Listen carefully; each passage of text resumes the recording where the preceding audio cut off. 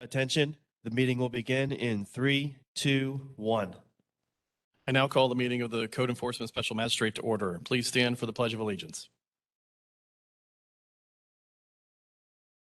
I pledge allegiance to the flag of the United States of America and to the republic for which it stands, one nation, under God, indivisible, liberty and justice for all.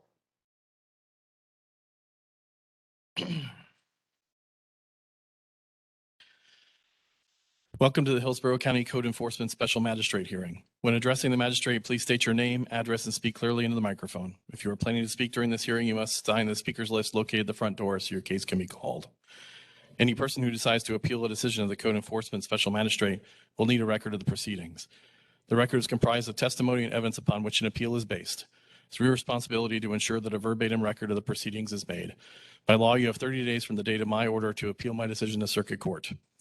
Presentations by the county, respondents, and opposition must be kept to a maximum of 10 minutes each. Special magistrate may recess at 12:30 and reconvene at 1:30 to conclude its business if needed. Basic process for this hearing is as follows. We will conduct an oath of witness and your case will be announced.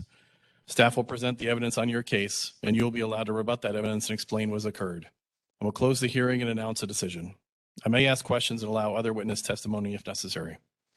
Depending on my owner, county staff may later have to conduct an inspection to see if you've complied. If the staff believes you have not complied, you'll receive a notice in the mail. By law, you have 10 days to contest that notice. Otherwise, it will be considered correct and a lien may be filed against your property. For false alarm or water resource cases, if you have not complied by paying the past due burglar, false alarm fine, or water resource penalty fine within the time ordered, you will receive a notice in the mail. By law, you have 10 days to contest that notice. Otherwise, it will be considered correct and a lien may be filed against your property. If you have any questions, these rules are outlined by Hillsborough County Codes of Ordinances and Laws, Chapter 14, Article 2, Section 14. And before we begin, please silence all electronic devices.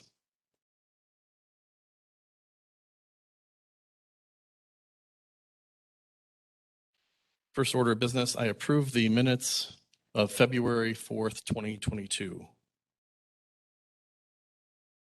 We can go ahead with the oath.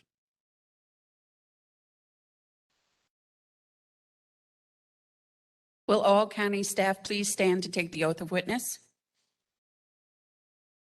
Do you swear or affirm that the testimony you're about to give will be the truth, the whole truth, and nothing but the truth? I do. First case is on page 15, item 28, FM 21009, Martha Gona, Casa de Dios Elim Church. No one is present, and we have service.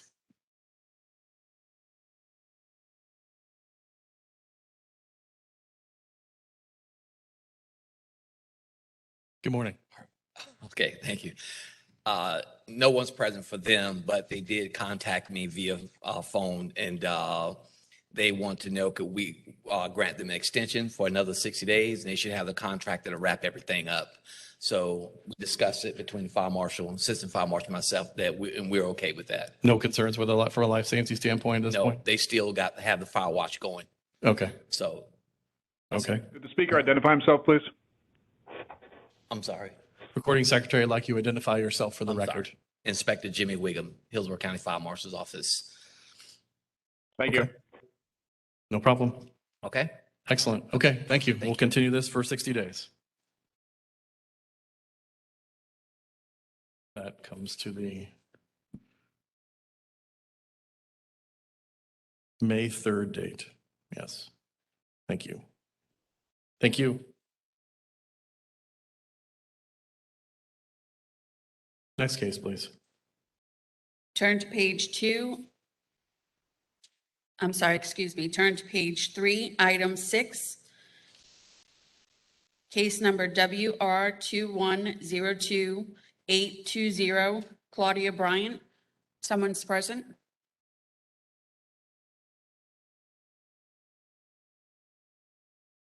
Good morning, Claudia Bryant. Good morning. Please raise your right hand. Do you swear or affirm that the testimony you're about to give will be the truth, the whole truth, and nothing but the truth? I do. State your name and address for the record, please. Claudia Bryant, 7520 Forest Mere Drive, Riverview, Florida, 33578. Excellent. Thank you. Mr. Pisano?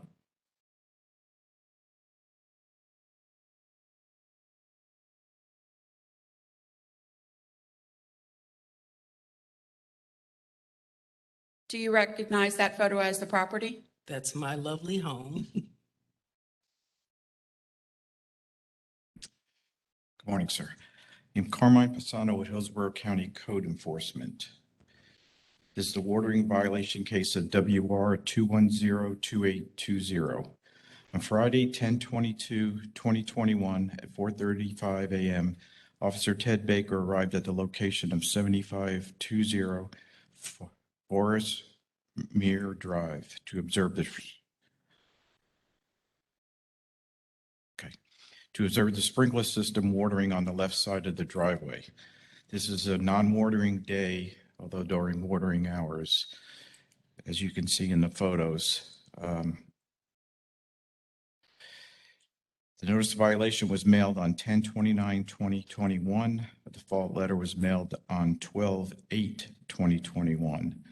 Actually, the homeowner did an appeal on 1/3/2022. The appeal board convened on 1/5/2022, and the appeal was denied. Notice of hearing was posted by Ted Baker, and there are prior violations on 8/18/2021, WR 2102305. A warning was issued. This is the second offense, and it's a fine of $100. Okay, Ms. Bryant, what would you like to tell me? What I'd like to tell you is that I actually had a chemical service done on the lawn the day before, and that's why it was being watered at that time. Oh, okay. I also, I thought this was because I was in default for paying, but the reason I hadn't paid is because I did have an appeal going that I filed 12/31. And I really expected to see something back in the email because I was corresponding with someone in email about the appeal, about the fact that they didn't receive the original documentation. And I don't recall having anything back. I'm a 68-year-old woman on Social Security. I would not allow this thing to just drag on. So I'm really asking that you guys don't fine me. That sounds like a valid request. Do you have some paperwork from the folks that did your treatment that you can provide so we ensure that it was done that day or the day before? I have it on email.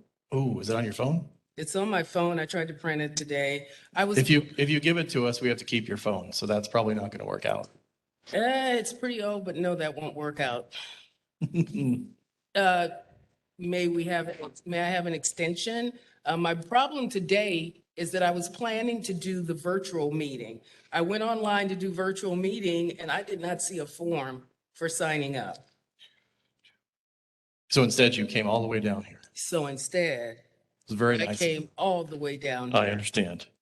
How about I meet you in the middle and I reduce your fine to $50 and we I would just love that. go forward with that, since it sounds like we understand the process moving forward. You know the days that you're supposed to water I on, do. correct? I Okay. do. Okay. Then let's do that. I'll be happy to reduce that fine for you. Well, I appreciate it. Thank you so very much. Absolutely. Do I still pay at the, They'll send you a letter, a notice in the mail, and you'll be able to follow through with that process, and I'll give you 30 days to complete that. okay, I appreciate it. Thank you guys for your time today. Absolutely. Thank you. I rule in case WR 2102820, the base name is presented to the violator has failed to pay the water resources penalty fine for illegal sprinkling imposed by section 111-7 Hillsborough County Codes of Ordinances and Laws, Part B, Public Utilities. I grant the violator 30 days to pay the water penalty fine imposed, reduced at $50. In order, if payment is not made by that date, a fine of $20 per day be assessed.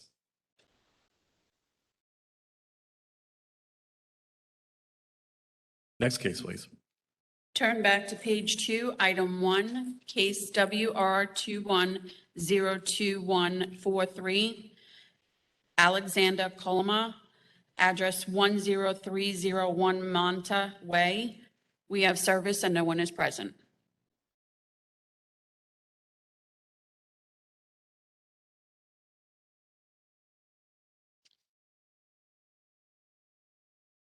And Carmine Pisano with Hillsborough County Code Enforcement. This is the water violation of WR 2102143. On Wednesday, 8/11/2021 at 7:40 a.m., Officer Ed Spriggs arrived at 10301 Manta Way to observe the sprinkler system watering the grass at the location. The notice of violation was mailed on 10/6/2021.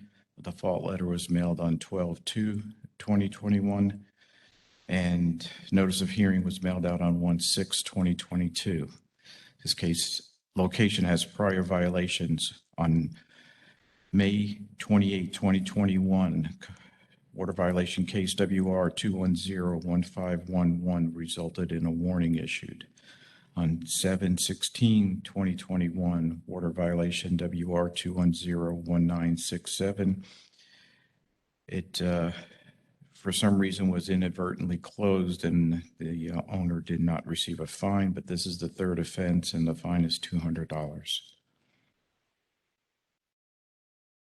By ruling case WR 2102143, based on the evidence presented, I find the violator has failed to pay the water resources penalty fine for illegal sprinkling imposed by section 111-7, Hillsborough County Codes of Ordinances and Laws, Part B, Public Utilities. I grant the violator 30 days to pay the water penalty fine imposed. Order, if that payment is not made by that date, a fine of $30 per day be assessed. Next case, please. Item 2, case WR 2102453. This case complied 2/24/2022. Item 3, WR 2102730. This case complied 2/24/2022.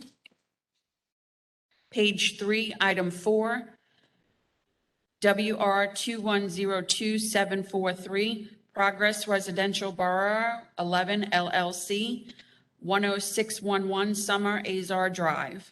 We have service and no one is present.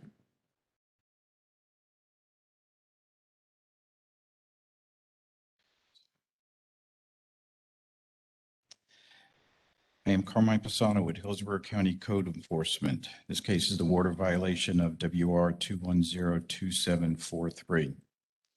On Friday, 10/15/2021 at 4:28 a.m., Officer Ted Baker arrived at 10611 Summer Azure Drive to observe the sprinkler system on the right side of the driveway. This is a non-watering day during non-watering hours.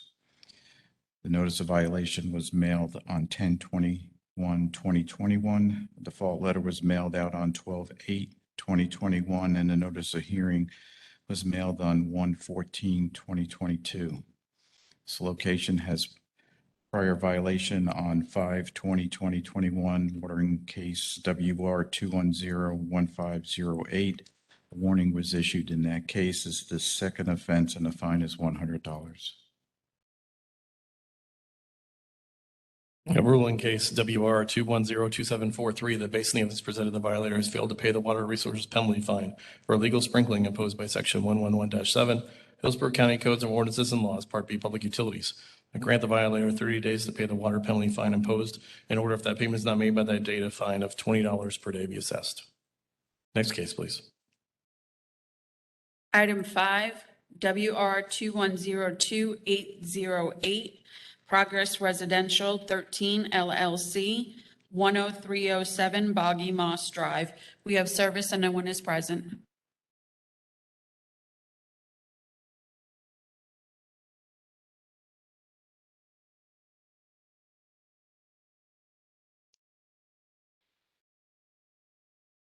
I am Carmine Pisano with Hillsborough County Code Enforcement. This is a water violation of WR 2102808. On Thursday, 10/27/2021 at 7:03 a.m., Officer Paul Whaley arrived at the location of 10307 Boggy Moss Drive to observe the sprinkler system watering on the right side of the driveway. This is a watering day but conducted during non-watering hours. The notice of violation was mailed on 10/28/2021. The default letter mailed on 12/2/2021. This case has a prior violation. This location has a prior violation on 3/15/2021, watering violation WR 0316. A warning was issued. This is the second offense and the fine is $100.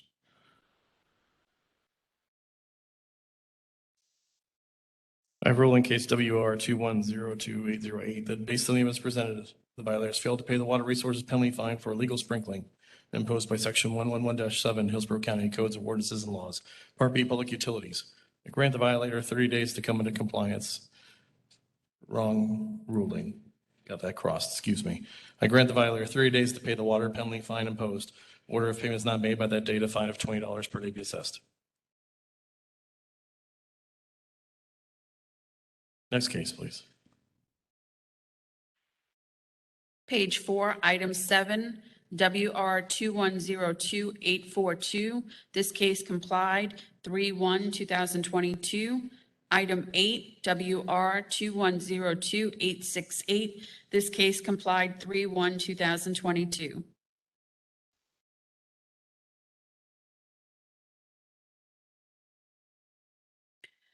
Page 5,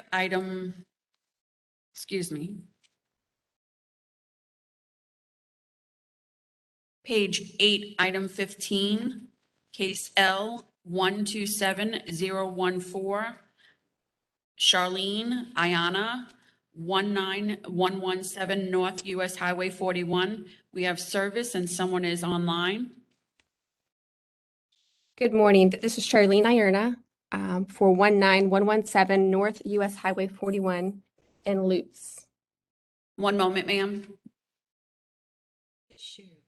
I did, didn't I? Did you?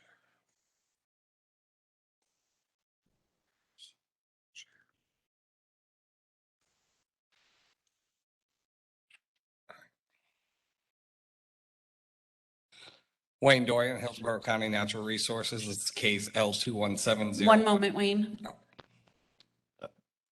Excuse me, Charlene, do you have access to your webcam? Yes. We just need to turn it on for testimony. There we go. Ma'am, will you raise your right hand? Do you swear or affirm that the testimony you're about to give will be the truth, the whole truth, and nothing but the truth? I do. And please state your name and address for the record. Charlene Ierna, 19117 North US Highway 41 North, Lutz, Florida 33549. Thank you. You're welcome.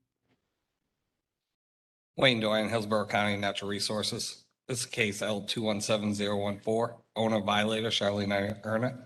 Violation address 19117 North US 41 Highway, Lutz.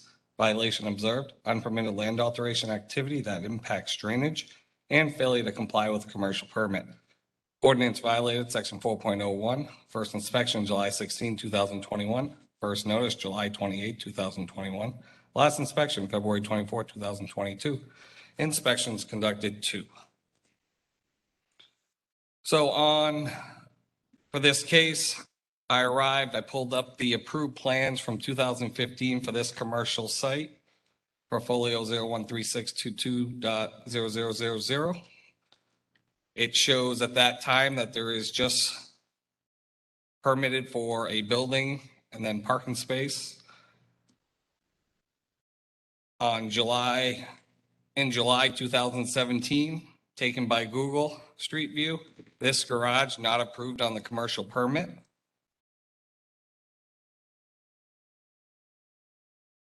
On July 16, 2022, when I made my initial visit, an additional garage bay was added.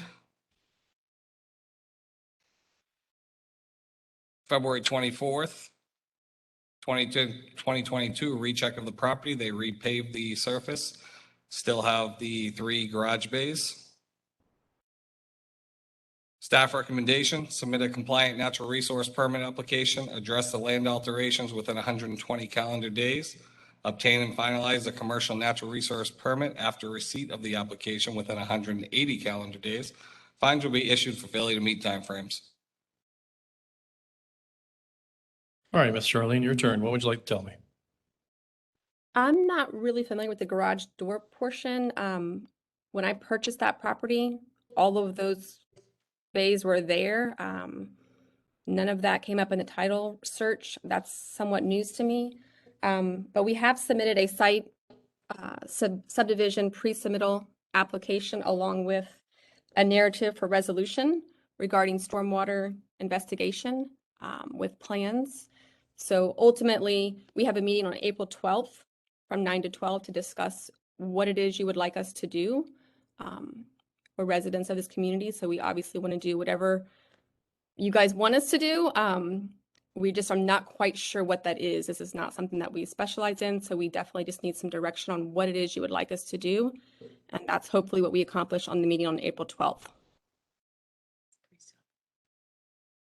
Yes, that is why we gave these timeframes, which will allow after the pre-sub to complete the process. Thank you. So it sounds like the timeframes set out by staff will allow you to continue to go through that process even with your scheduled pre-submittal meeting. So any concerns with the staff recommendation to be able to get that process completed in 180 days? Obviously, I know you said this is your first rodeo with this, so I think it sounds like staff's going to work with you as long as you continue to move forward on this process. Absolutely. Okay, terrific. Then I will rule with those timelines and we'll go from there. Thank you very much for coming online this morning. I appreciate it. Thank you. We appreciate it. Absolutely. I rule in case L217014, that based on the notice that I find the property is in violation of Hillsborough County Codes of Ordinances listed in staff's presentation. Further, based on the gravity of the violation, the action taken by the violator and the violator's history, concur with staff's recommendations, require the violator to submit a commercial natural resource permit application to address the land alterations within 120 calendar days. To obtain and finalize commercial natural resource permit after receipt of the application within 180 calendar days. Failure to meet any of the timelines listed above will result in a daily fine of $150 per day.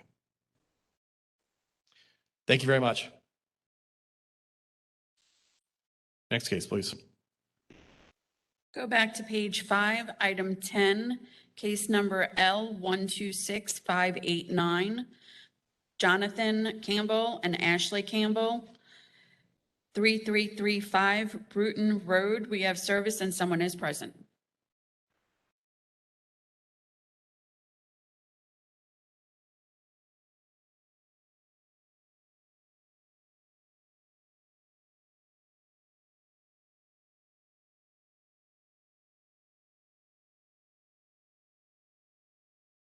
Good morning. Please raise your right hand. Do you swear or affirm that testimony you're about to give will be the truth, the whole truth, and nothing but the truth? Yes. And each of you, please state your name and address for the record. Jonathan Campbell, 3335 Bruton Road, Plant City, Florida, 33565. I'm Matthew Norman. I'm an engineering consultant on behalf of Mr. Campbell, 607 South Alexander Street, Plant City, Florida. Thank you. Thank you. Wayne Doyle, Hillsborough County Natural Resource. This is case L216589. Owner violator Jonathan Campbell, Ashley Joe Campbell. Violation address 3335 Bruton Road, Plant City. Violation, unpermitted disposal of filled materials within a floodplain area. Ordinance violated section 4.01. First inspection October 14, 2021. First notice October 21st, 2021. Last inspection March 3rd, 2022. Inspections conducted 3. I will turn this over to Jim Rouse of our Stormwater Department. Morning, Jim. Morning, Jim Rout, Stormwater, Hillsborough County. This is a map, excuse me, showing his property. He owns a couple properties, but the one we're discussing today is the one in the center in red. There's a stormwater conveyance that runs from the south end at Bruton Road to the north end of his property. He brought some fill in a while back, was I believe 2019 or 18. And there was a violation that was complied at the time. It was found with the rain over the last 2 years that it wasn't working properly. So the case was opened again, and that's when he hired the consultants to come work with them. He has been very cooperative and trying to get this done, and he probably would have it done already, but DEP and EPC were both involved now. As of late, we were working for about the last year with Matthew and been going back and forth with plans and everything. And we were coming close to compliance and finalizing it. And there's the ditch we're discussing. And then DEP and EPC got involved, and now we're in a holding pattern for them to get what they approve. The ditch shown here is a little bit narrow. There needs to be a little bit more storage capacity because it's holding too much water on Bruton Road and the ditch. But I believe once the permits get approved and everything's a go, I spoke with Mr. Campbell yesterday. He said it should take about 2 weeks or so once the permit is approved for him to get the work done. So he's not trying to hide or do anything. He's working on compliance, but it's the paperwork that's holding us up right now. But we'd started the case, so we're hearing it to have it on the record. Okay. Recommendations? Staff recommendations is submit a compliant natural resource permit application to address. How do you get rid of? Okay. To address the disposed materials and stormwater requirements for the property within 60 calendar days. The following items must be included in the application. Submit a professional engineer plan and provide an as-built plan of the final grade elevations. Obtain and finalize natural resource permit after receipt of application within 90 calendar days. Fines will be increased due to the past history with property owner. Can I say a few things? One second. Understanding that obviously there's other agencies involved here. So does this run parallel to that as far as them complying our portion of it? Yeah. Jim, can you step back in front of the mic? I'm sorry. Yes, sir. Yeah, it's going to take DEP and EPC's approval for us to do our end. So we're kind of stuck with whatever their timeline is. So if we can word it as to obtain the permit and then approval within the time frame after approval of the EPC and DEP's permit. So you want both of these line items contingent on approval of, right, because they EPC and can't comply DEP. anything until EPC and DEP do what they need to do. okay. I might have answered one of your questions already, but you're welcome to go ahead. Yeah, so I'd like to clarify. We are doing our best to coordinate with the EPC and DEP. As soon as they got involved, Mr. Campbell promptly hired an environmental consultant, and it took 2 months to confirm a date in which both the EPC, the DEP, and county staff can all be at the site at the same time. That's now scheduled for March 17th, so we are working as quickly as we can to resolve this. I did have a concern about getting the natural resources permit that quickly because it turns out to be a surface water impact that has to go through the state, the 404 Surface Water Impacts Program. It's a very lengthy process. So it would be helpful if we could postpone any fines. And I would also like to clarify that Mr. Campbell has not impacted this area since 2018. So it's not another violation. It just, the wet season revealed that the pipes were too high. And so we're doing our best to lower them again and restore everything back the way it was, and then resolve this issue. Okay. Wayne, question in regards to the process. I mean, it seems like we've got a lot of other folks that are contingent here. And does it make more sense to continue this for a period of time or to use a disclaimer of after approval of DEP and EPC? Well, let me ask a question. This is Krista Hull with the Environmental Supervisor of the Development Service Department. In regards to getting your DEP, Department of Environmental Protection, and the EPC, the Environmental Protection Commission, do you need that before you submit the permit application? Before I submit the permit application to the Natural Resources Department? Yes. I can submit the natural resources application without it, but they won't be able to construct the fix until all permits are approved. Okay. So the first part you would be able to do in 60 days? Yes, we can at least submit, exactly. Okay. And then I will clarify, we did change the design to minimize wetland impacts once the EPC got involved. So we're finalizing those plans. And once those plans are finalized, which we can do easily within 90 days, we can submit to natural resources for the land alteration permit. Okay, because to obtain the permit, we have to have EPC approval. So in regards to obtaining the permit, do you think that's going to take more time to get EPC's approval? It's hard to say until we have the site meeting. So initially, the permit was simply presumed to be a miscellaneous activities in a wetland permit. Then when the EPC looked at the history of the property, it revealed that the wetland was not isolated historically. And I have aerials with me that I can show you if you'd like to see them. But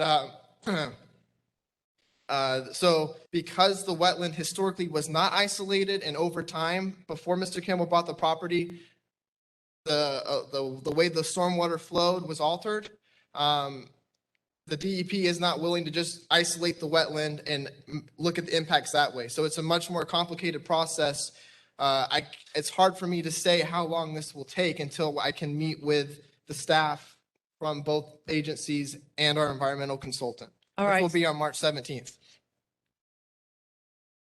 Okay, so let's, we're going to go ahead and estimate 6 months instead of 90 days. I think that will give you plenty of time. Our manager chimed in and said that 6 months should be adequate. Okay?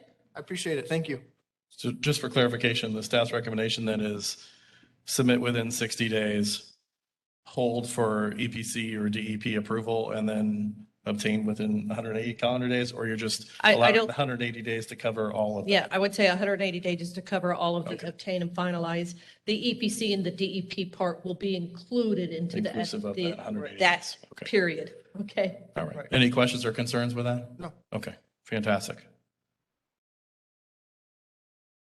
I rule in case L 216589 that based on the evidence presented, I find the property is in violation of Hillsborough County Codes of Ordinances listed in staff's presentation.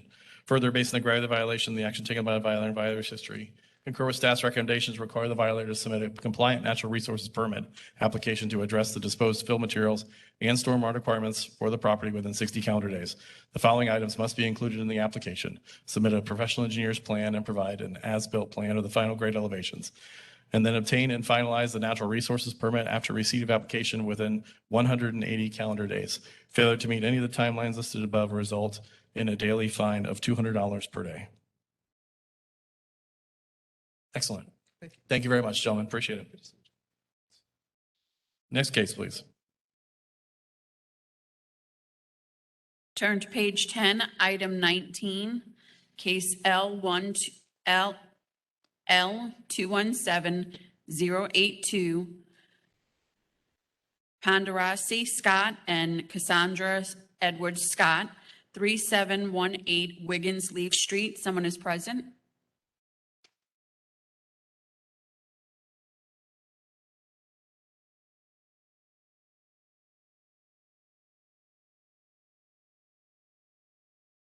Good morning. My name is Cassandra Edwards Scott.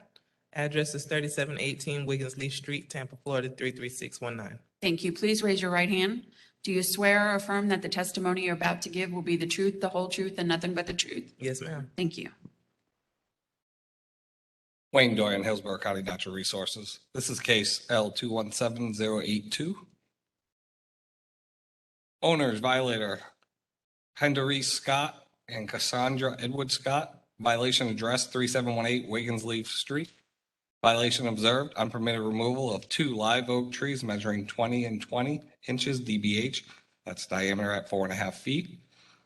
Ordinance violated section 4.01. First inspection, August 17, 2021. First notice, October 1st, 2021. Last inspection, February 21st, 2022. Inspections conducted 3. Good morning. This is Tim Knight with Hillsborough County Natural Resources. The picture on the screen is a before picture taken by Google Street View in September of 2019, showing the 2 trees that previously existed.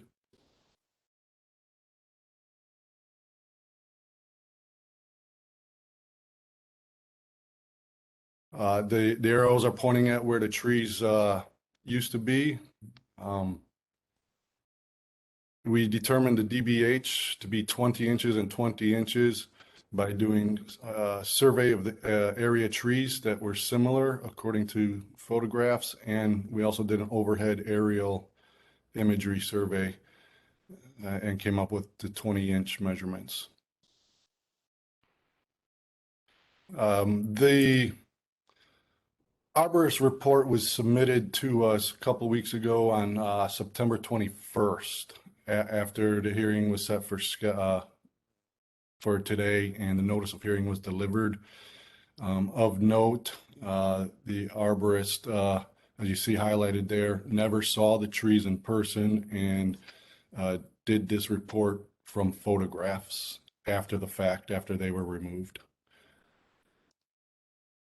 The second page of the arborist report states again the date that they were done and that it was using photographs instead of actual inspection.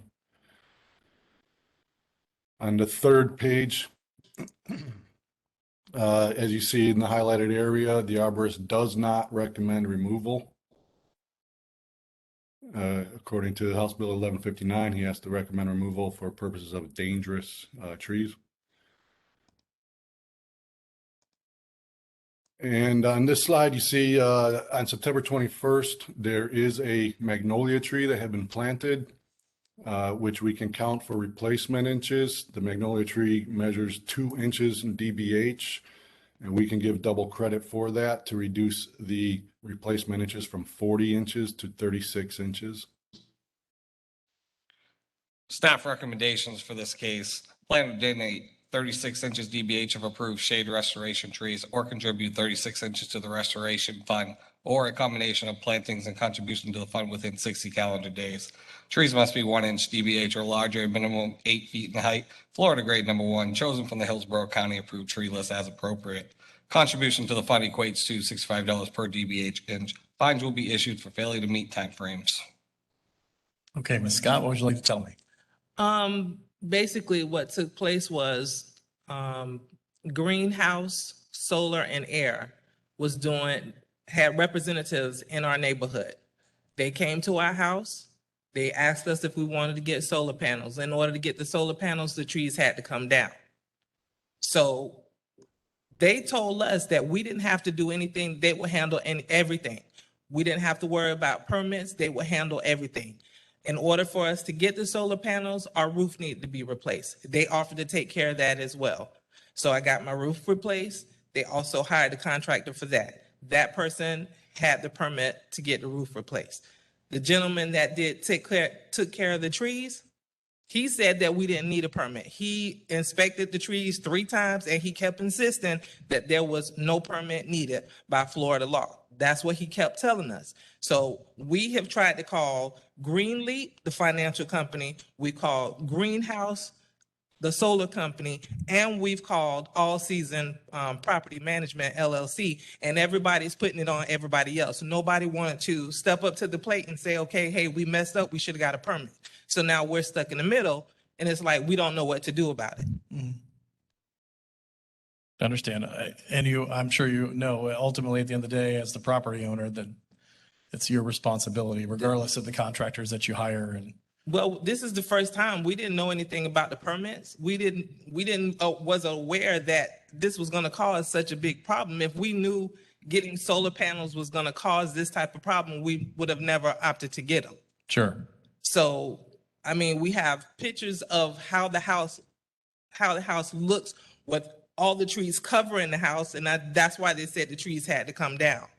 So now it's like, when we call, nobody wants to step up to the plate. And here we are standing in front of you guys, getting ready to get penalized for something that we had no control over. If they tell us we're going to handle everything, we expected them to handle everything. They kept saying we didn't need a permit. We didn't need a permit. So, now here we are with this hanging over our heads and stressed out about having to get a permit for something that they should have taken care of. Nobody's answering the phones when we call.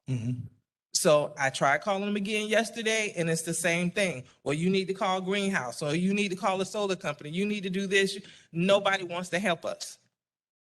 So I don't know. I understand you're in between a rock and a hard place, and I'm not I'm not a legal man, but I would suggest that you might want to consider some legal representation to the parties that obviously misled you in regards to how this process works. Unfortunately, like I said, at the end of the day, you're the homeowner and the property owner, so you're responsible. So there is an opportunity right now. They're giving double credit for planting trees to be able to reduce that. So if there's an opportunity, if you want to plant some additional, or instead of just paying the fine, to increase your shade. I know you've already planted one tree obviously there now, but you have the opportunity to do more, to be able to have credit against that. So you can do a combination thereof of either plants and pay the penalty difference and things like that to try to work through that process.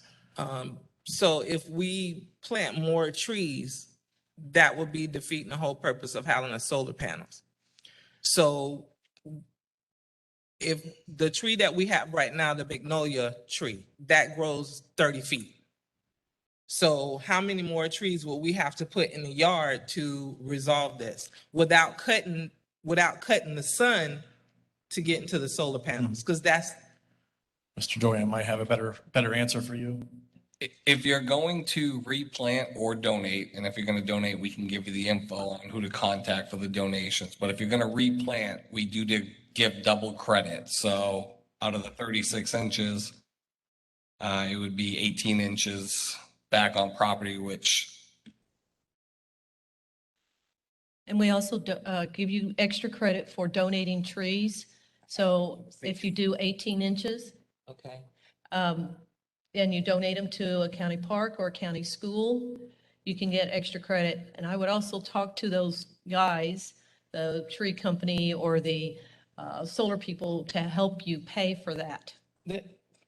They're giving us the runaround. I know. I called them yesterday, and there's All Seasons, Patrick Davis. He's not answering his phone. I called him. He's not answering his phone.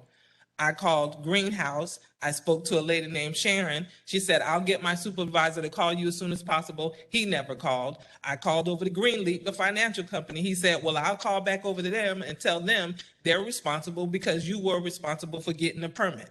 That's in their contract. So it's like everybody's going back and forth and we're stuck in the middle. So if we have to, what's the penalty? Or how much does it cost to replace? How many trees do we have to donate? If we don't want to put any more trees in the yard because of the solar panels, how many trees would we have to donate? It would be 18 inches worth. So it all depends. Most trees come 8 foot, 1 inch DBH. That's at 4.5 feet from the ground. So with 1 inch DBH trees, they do have 2 inch DBH trees, 3 inch DBH trees. But at 1 inch, 8 feet, you would need 18 of them to donate. And we would give you credit for the 36. And then if we put another tree in our yard, we'll give you double credit for that. And then, so you'd get, if you do another magnolia like that, 2 inch DBH, we'd give you 4 inch credit. That'd bring you down to 32 inches that you'd owe. okay, so if I go ahead and put at least another 1 or 2 in the yard, then we'll be okay. No, we just keep deducting from that 36 inches that you owe right now. So you would actually you would need 18 inches on your property to have the violation complied. Okay, I'm trying to understand what you're telling me. You're saying 18 inches. Okay, 18 inches is the total amount. The minimum size is a 1 inch diameter tree. So that's Okay. 18 1 inches. Okay, You get double credit for that to make it 36. Okay? okay. If you do 2 inches again, like you did before, you would only need 9 trees. Okay? We keep adding up until you get 18, which we can double for credit. And as you said, it sounded like you have some constraints on your property, and obviously you have solar panels now, so concerns about how close you get it to the house. So you more Yeah, than likely because you probably have say- to do a combination of donation, because you're not going to be able to keep all those on your yard. You No. can pay at $65 an inch Yeah, and to just pay for that to go into the. $65 an inch to get to Yes. to and- 18, to And get then- 18. No, No, to get, to the it'll be 36 inches. 36. So 36 inches, the contribution fund is at $2,340. Yep. To get to the double credit, you would have to donate them to a park or a school or something like that to be able to do that. Okay, so if we get 18 trees, starting at how high do they have to be again? They gotta be 8 feet tall. And So then- we have to donate at least 18 trees 8 feet tall. Yes.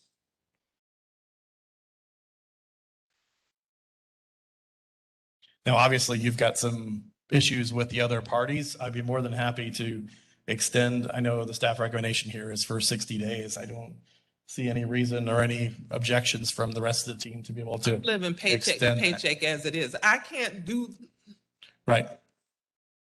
But give you an opportunity to fight the folks and fight the good fight for the other opportunities and parties that are involved to get you to get that done, if that helps.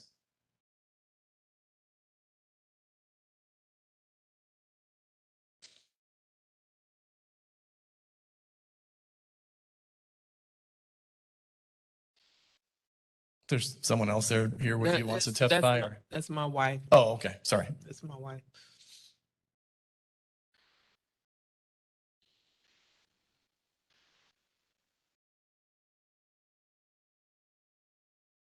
Trees.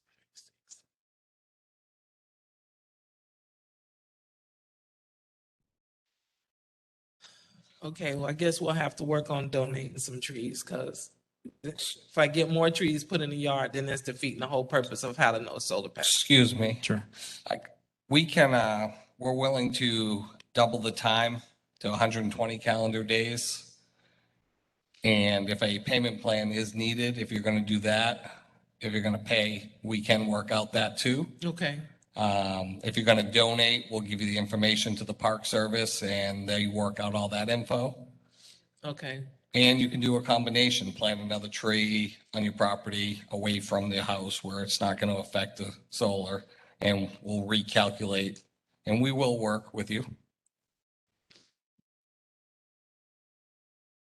okay, so I'll work on getting another tree, one more magnolia tree planted in the yard. And then I guess we can, donate some to the park. Okay. All you need to do is get in touch with your inspector or myself, Wayne Doyen. I can give you my info Okay, and we can work. I'll send you the email with the park manager and okay, they'll tell you what trees they're looking for. okay, And once you secure them from the tree nursery, you'll have them delivered to whatever park he says to deliver them to. okay. And he'll inspect them, make sure they're the quality we need, and we can be good with that. Okay, and then if I can't come up with that doing the trees, then what's the fine gonna be if I go ahead and do another magnolia tree in the yard? And then what's the fine after that? If you do another 2-inch DBH magnolia like you planted before, it'd be down to 32 inches, which is $2,080. $80. Oh my God. Okay. What do you want to do? You want to do the fine or you want to do the trees? You don't have to make that decision right now, man. They're going to send you a letter Okay. after all this and you can get in contact with them. I promise you, they're going to work through this process with you. And I'm going to double the time to give you more time to fight the good fight on some of the other things that you're working on. So don't give up on the process. Okay. Keep calling. Might want to find some representation to help you with that Okay. and move forward. Okay. And then they'll be in touch with you and you'll get a letter. Okay. Comes out. Okay. So you don't have to make that decision right now. You guys can get together and figure that out. Okay. Okay. All right. Thank you. I appreciate you coming down. Thank you. I rule in case L 217082, that based on the evidence presented, I find the property is in violation of Hillsborough County codes or ordinances listed in staff's presentation. Further, based on the gravity of the violation, the action taken by the violator and the violator's history, concur with staff's recommendations, require the violator to plant or donate 36 inches DBH of approved shade restoration trees or contribute 36 inches to the restoration fund or a combination of plantings and contribution to the fund within 120 calendar days. Trees must be 1 inch DBH or larger, a minimum of 8 feet in height, Florida grade 1, chosen from the Hillsborough County approved tree list as appropriate. Contribution to the fund equates to $65 per DBH inch. Failure to meet any of the timelines listed above will result in a penalty of $100 per calendar day. Next case, please. Item 20, case L 217100, Al G. Jackson and Deborah Jackson, 1523 Glen Alpin Place. Someone is present. Algie Jackson, 1523 Glen Alpine Place, Valrico, 33594. Thank you. Please raise your right hand. Do you swear or affirm that the testimony you're about to give will be the truth, the whole truth, and nothing but the truth? I do. Thank you. Wayne Doran, Hillsborough County Natural Resources. This is case L 217100. Owner violator, LGA Jackson, Deborah K. Jackson. Violation address, 1523 Glen Alpine Place, Valrico. Violation observed. Unpermitted removal of 4 street trees that were improperly pruned in Highland Reserve subdivision. Ordinance violated section 6.06. First inspection, August 26, 2021. First notice, August 31st, 2021. Last inspection, February 22nd, 2022. Inspections conducted 2. I will turn this over to Tony Hood, the inspector for the case. Good morning. So we received a complaint about improper pruning. I responded August 26, 2021, and found that 4 street trees had been removed of all growth. Next slide.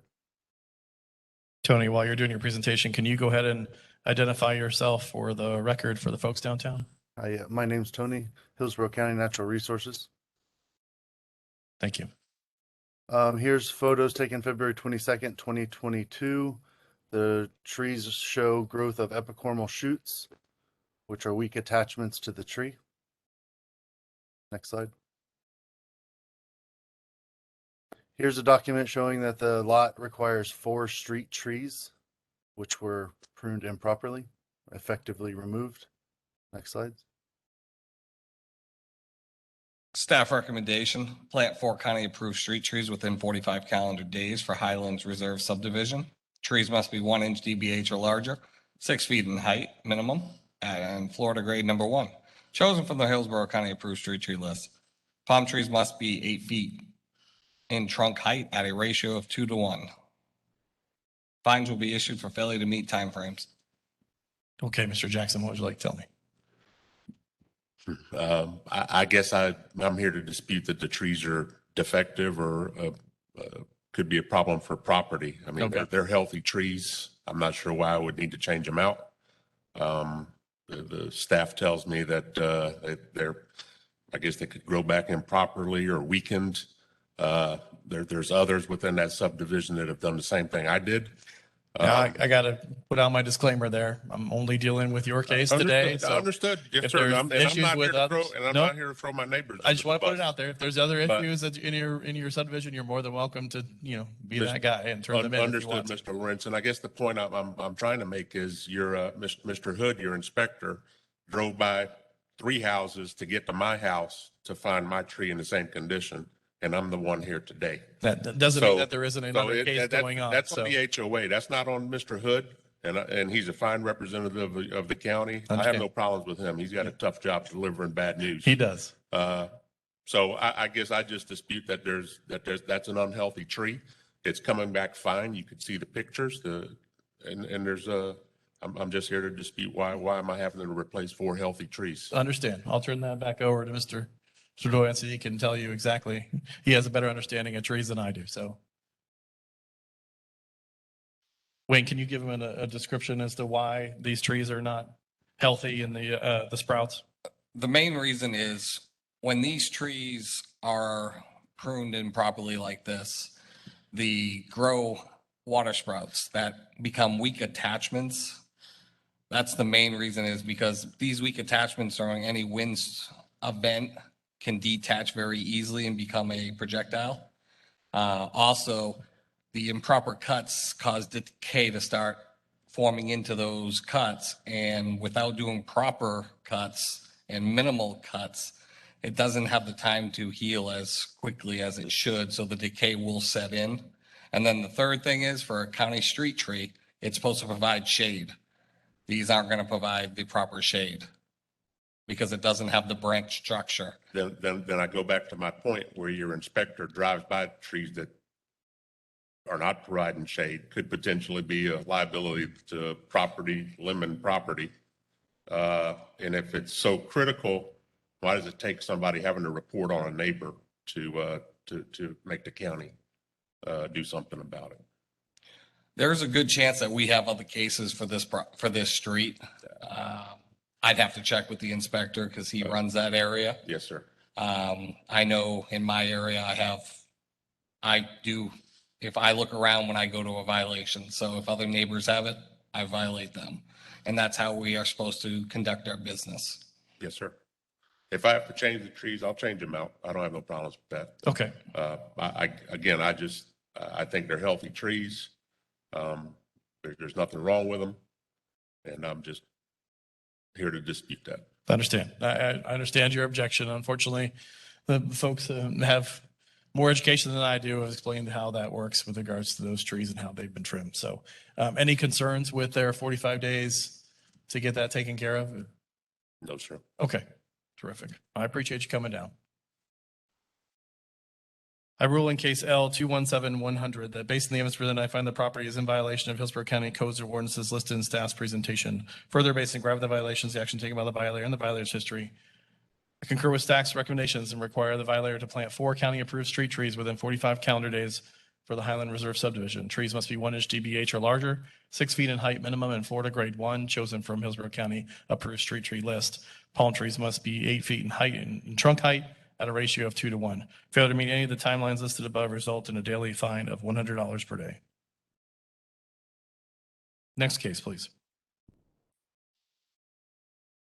Page 11, item 21, case number L-217-107, Jorge Rafael Hernandez and Ana Hernandez, 5016 Hartford Street. We have service and someone is present.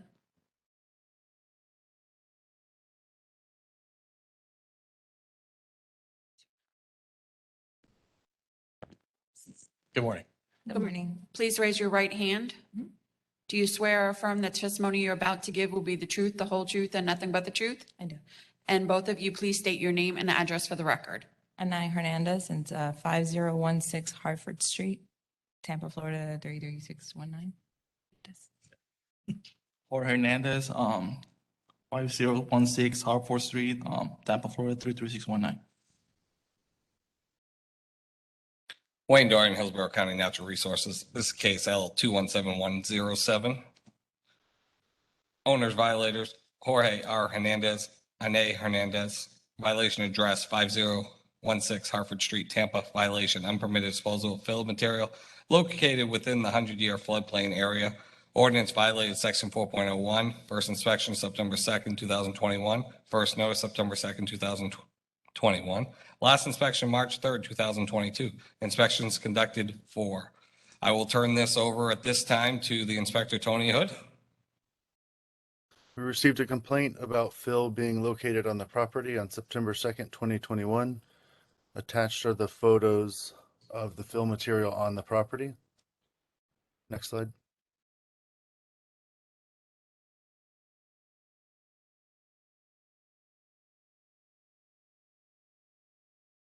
Here is an aerial shot of the property outlined in a red box. It shows that the entire property is located within the FEMA flood zone AE. Next slide. Recheck was done February 22nd, 2022, and it still shows that the property has fill material on the property. Next slide. And these photos were taken by Jim Rauch. He is there to testify. Jim Rauch, Hillsborough County Stormwater. Yes, I went out there on the 3rd. They had scraped down and removed the dirt that had been in there. There's gravel back in there, which would be impervious and probably be much better than what was there before. It was kind of like a road base, what they had down before. The property behind it's about 3 feet higher in elevation, but they have a stormwater pond and a thing in, so that's the way it's designed. The west side of the property was to grade with the stones, so that was good. The right side back is what we're looking at on with the trees there, and it actually is lower than the neighbor's property. That was the initial complainant, so they're looking pretty good. We just need to get it, compare it along with the LiDAR imaging and the existing surveys and stuff like that to make sure that it's in compliance. The front corner, there's still some sheds and stuff. I wasn't able to verify that front would be the southeast corner of the property is in compliance. Once I do that, we may be able to comply this end. They did come to for what they want to do on site, they did come to a pre-sub meeting, I believe January 26th, to make their business legal and everything like that, because they have some other issues with code enforcement. But as far as our side, they're pretty close to compliance. We just need to get verification that they are at the grade they need to be at.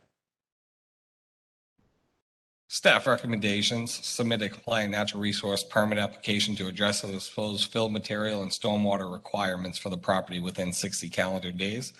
The following items must be included in the application: submit a professional engineer's plan or a certified floodplain manager CFM report. Provide an as-built plan of the final grade elevations. Obtain and finalize a natural resource permit within 90 calendar days from receipt of the application, or removal of fill materials from the property within 60 calendar days. Fines will be applied for failure to meet these timeframes. Okay, folks, what would you like to tell me? So we had rented a property for about 7 years, and we were told to move within a month because they were selling a property where my husband was before. So we bought this property, and when we got there, we parked the cars, and it was full of mud from, I'm guessing, the neighbor's property as well, falling into our yard, since we're already 18 inches under, from 3 feet from the one behind us and 18 inches from our neighbor. So I guess all the water comes into our property, and all the cars were getting stuck. So my husband, just put the gravel. Like I said, we didn't know. We've never had, like I said, lived in a flood zone, so we have absolutely no idea. The inspector came and advised us to get an engineer to do a retention pond. We have we have no idea. I started calling in Google because I guess he stated that he was going to send me some engineers, or maybe advise us on it. But we never found out who that inspector was that came that day that tried to assist us with the retention pond and everything, because we had no idea about a retention pond or nothing at all. So the reason why I'm guessing that the property next door, called you guys and complained about it was because when all that fill was there, it caused the dam next to her house. So the water was just flowing back into her house instead of going into our property like before. So I'm guessing that people that used to live there never complained about the water in the, in the backyard, because they never used the backyard. The backyard had like sheds and stuff, and we just cleaned it all up and we piled it up until we were able to get rid of it. But that was during the summer where it was raining every day. So the water just kept going back into her yard. And now that it's, we're clear, like we've cleared it up as much as we can.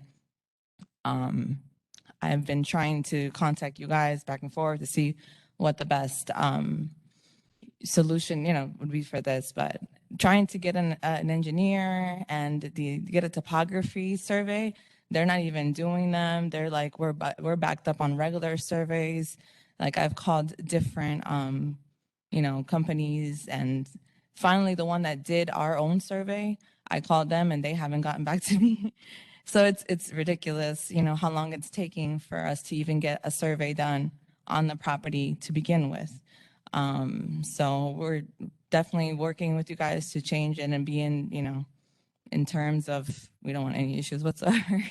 So, I mean, that's pretty much it. I mean, now that it's cleared, I'm pretty sure there will be no issues, but we're still going to do the retention pond. It's just taking a really long time for us to even get a topography survey for it. Gotcha.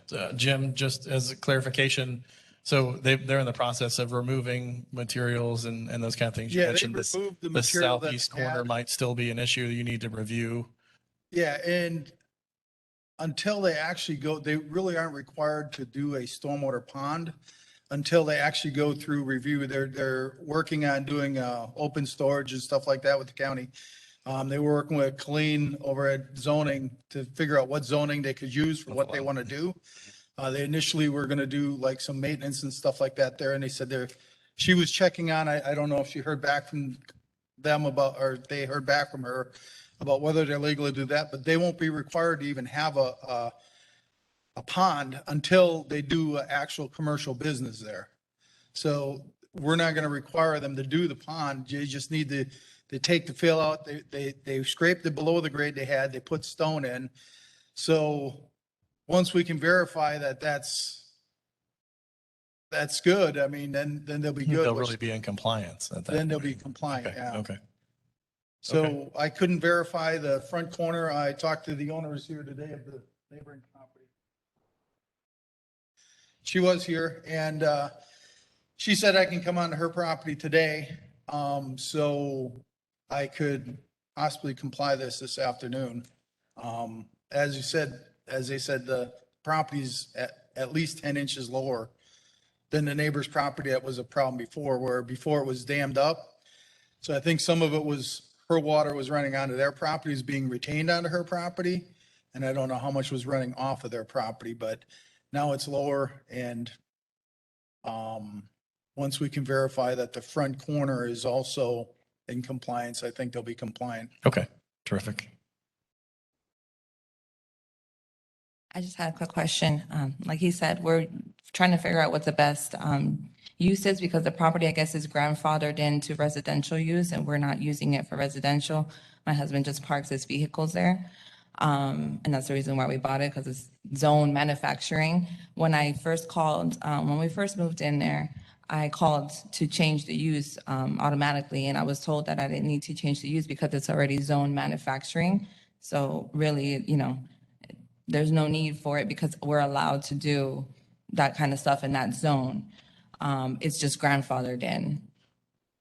But then we have code enforcement as well on another case telling us that we need to change the use. And every time I call zoning, they're like, you can do the stuff that you're doing. You don't need to change the use. So I don't know, you know, like, I don't know. I can't help with that side of it today, unfortunately, but I Yeah. can in regards to the stormwater issue, obviously. So it sounds like you're doing everything you need to do to be in It's just compliance, and compliant. it looks like it might be a quick review and then you'll be in compliance. Obviously, these other things on here are for if you decide to go a different direction, but ultimately removing fill materials within 60 calendar days is one of your options. So it sounds like you're going to be in compliance relatively soon, and you're going about the process the right way. Development services is a challenge, I understand from some of the other cases I hear. So don't give up the good fight on that. So, okay. All right. Terrific. I rule in case L 217107 that based on the evidence presented, I find the property is in violation of Hillsborough County codes or ordinances listed in staff's presentation. Further, based on the gravity of the violation, the action taken by the violator and the violator's history, I concur with staff's recommendations require the violator to submit a compliant natural resources permit application to address the disposed filled materials and stormwater requirements for the property within 60 calendar days. The following items must be included in the application: to submit a professional engineer's plan or certified floodplain manager report and provide an as-built to the plan of the final grade elevations. Obtain and finalize the natural resources permit within 90 calendar days from receipt of application, or removal of fill materials from the property within 60 calendar days. Failure to meet any of these timelines listed above will result in a penalty of $150 per calendar day. Okay, you're all set. Thank you very much. Next case, please. Page 13, item 25, L 217153 T Investments LLC, 7916 Benjamin Road. We have service and someone is present.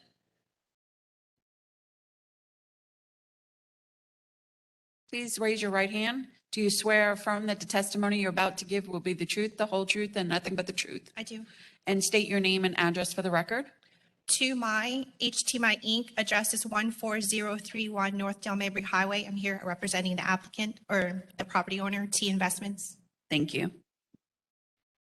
Wayne Doyen, Hillsborough County Natural Resources. This case L 217153. Owner violated T Investments LLC. Violation address 7916 Benjamin Road. Violation observed unpermitted filling within the wetland conservation setback area with asphalt millings. Ordinance violated section 4.01. First inspection September 23rd, 2021. First notice September 23rd, 2021. Last inspection February 25th, 2022. Inspections conducted 3. When I first got the complaint for this case, I wanted to put up their site plan for their grading and drainage. I drew in the red line that is the approximate wetland setback line. On September 23rd, 2021, I went out to the site and the whole parking area, to include the right-of-way section, has been covered in asphalt millings to include within those approximate red lines for the wetland setback. November 1st, 2021, recheck of the property. Nothing has changed other than some wetland work that they were removing stuff for the EPC. February 25th, 2022, same thing happening. They are in the process of, they've already submitted for their natural resource permit, NRO 50069. So they're in those steps right now. So for our staff recommendations, we're going to go with obtain and finalize the natural resource permit, NRO 50069, within 120 calendar days. Fines will be issued for failure to meet timeframes. Yes, ma'am. What would you like to tell me? Good morning, Special Magistrate. As staff has stated, there are 3 code violations under this property, 7916 Benjamin Road. The first violation was unpermitted filling for the wetland setback with asphalt millings. The corrective measure that has been done is the removal of the asphalt millings from the 2 flagged wetland areas. We confirmed with EPC staff that this was completed on October 29th, 2021 with Bob Owens, the senior environmental scientist with Wetlands Division. He confirmed that this has been closed. This case has been closed. The second violation, unpermitted land alterations and fill material, asphalt millings on property. As staff stated, we submitted a natural resources other application under NRO 569. We spoke with staff hoping that we could get review comments completed and in hand by March the 2nd. However, only EPC staff was able to give us a review comment of approval. We were still waiting on natural resources and stormwater to provide us review comments. We did receive that late yesterday, and we have minor revisions to do to the site plan. With natural resources, we needed to show the 30-foot setback to the other surface waters on the property. And then with stormwater, we needed to show some floodplain compensation and calculations. So we're going to work on that within the next couple of days to resubmit for the revised site plan. I did speak with Krista Hall and Mr. Doyen in regards to this natural resources permit, and they were very agreeable to us working through that and completing and getting the issuance for the natural resources permit. We spoke with the property owner, and he's confirmed that it's probably more cost effective and easier to remove the asphalt filling millings in lieu of building the retention pond. So he's going to work on that. The last violation on this property is unauthorized access within the county right-of-way. We submitted a right-of-way driveway permit application to right-of-way permitting under HCROW 21-00015999. We received approval and issuance of permit on November 18th, 2021. The property owner is in process of getting a contractor to construct the driveway, and that completes my testimony. I do have documents I'd like to submit into record. Sure, and ladies will take that from you. Mr. Doyen, during her testimony, she mentioned that it might be more cost effective for the owner to remove the fill that's been put in at this point. Do we need to modify staff's recommendation to accommodate or removal of all fill material within the same time frame? Okay, so the decision was to remove, not go forward with the permit? Correct. Okay, so yes, we were gonna have to add that. Add that in as removal of all fill materials within 120 calendar days? Sounds good. Same, okay. So we're going to give that, as part of my ruling, we'll give that option so you can go either way on Okay. that. And then as far as the driveway, the permit expires on May the 18th, 2020 or 2022. So we'd like leniency to get contractors bids and get that going. I'm not sure if we're able to complete that driveway process with inspections by May 18th. This hearing isn't for the driveway. This is only for the wetland setback and the property. The right-of-way department handles those for the driveways. Okay.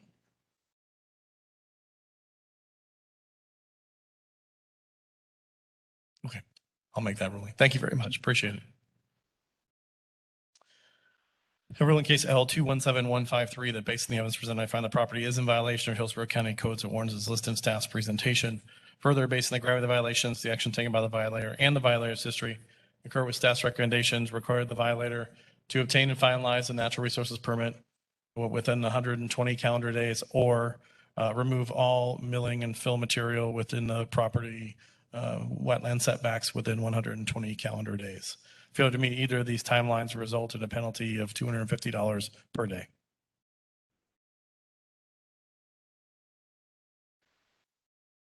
Removal of the all fill material, unpermitted fill material within the wetland setback within 120 calendar days.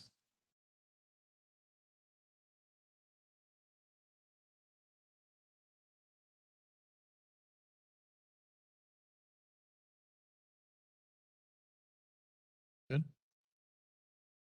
120 calendar days. $250 a day. Set? Okay. Next case, please. We're going to go to the addendum, case number L 216527, Paul F. Savage.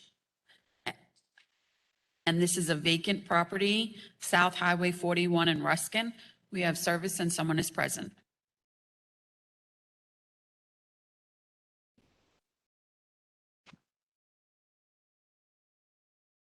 Good morning. Lauren Humphreys, 401 East Jackson Street, Tampa, Florida, Suite 2400. Paul Savage, 12626 South US Highway 41, Gibsonton. And I'm legal counsel for Mr. Savage. Mr. Savage, can you please raise your right hand? Do you swear or affirm that the testimony you're about to give will be the truth, the whole truth, and nothing but the truth? I do. Thank you.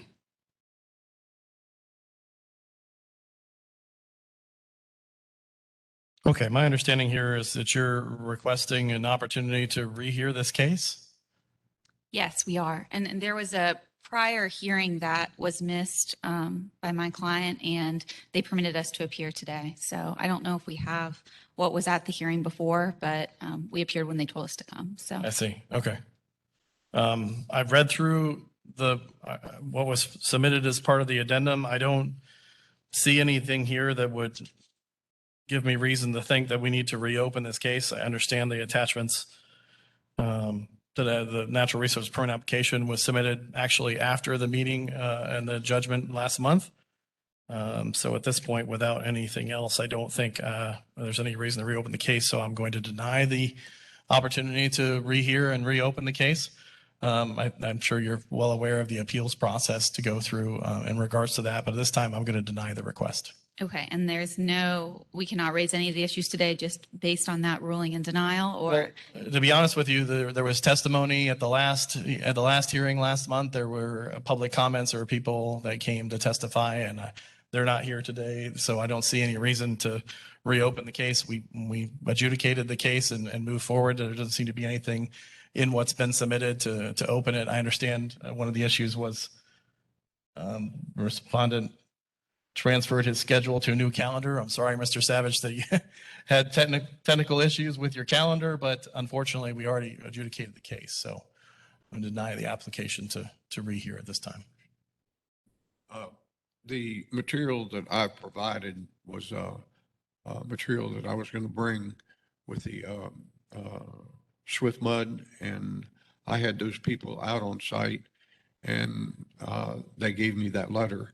Is that letter, did you read that letter? And then Mrs. Hall said to submit the application through her department, which I immediately did. I mean, I'm doing everything that I can, and Mrs. Hall will tell you that's the first meeting I've ever missed. And I've been involved in properties for nearly 50 years.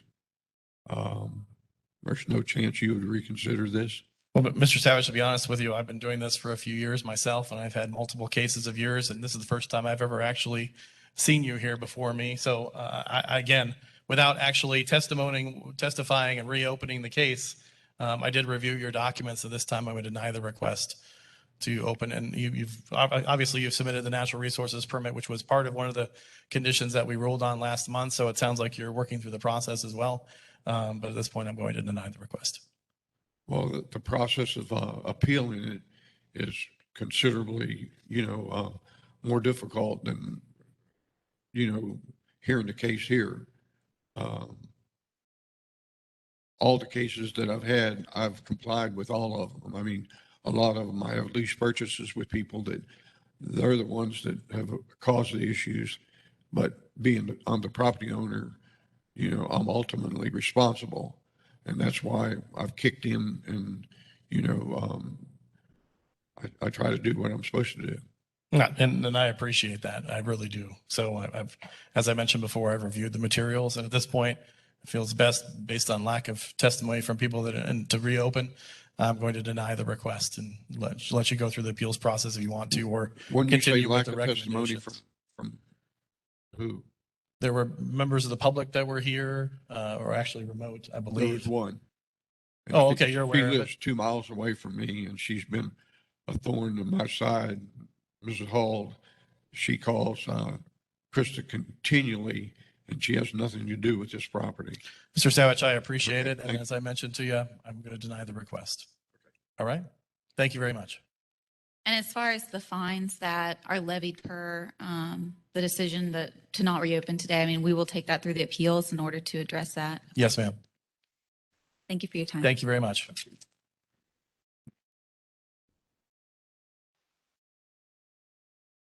Next case, please. There's no one else in the audience? Great. There's some gentleman sitting right there.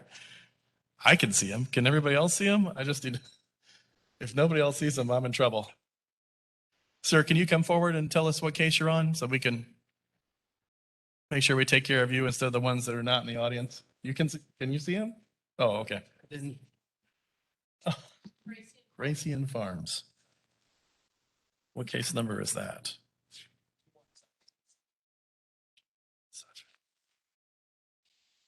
One moment, sir. We'll be right with you.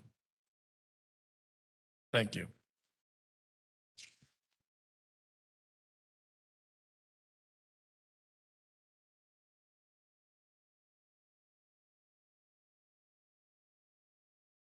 Sir, Yes. please state your name and address for the record. Tirso Correja Jr. with Shetson Bowen, 4301 West Boy Scout Boulevard, Suite 300, Tampa, Florida, 33607, on behalf of Gracian Farms LLC. Thank you. Thank you. Wayne Dorian, Hillsborough County Natural Resources. This is case L217171. Owner violator, Gracie and Farm LLC. Violation address 10807 Dixon Drive, Riverview. Violation observed, unpermitted land alteration activities that impacts drainage and wetland conservation setback area.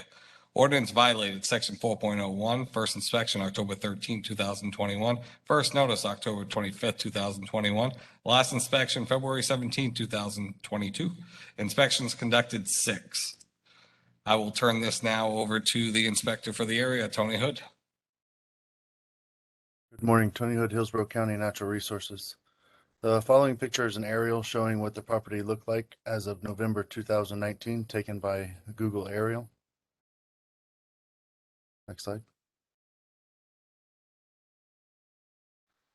This is another aerial of the county flood map showing that portions of the property are within the county flood zone.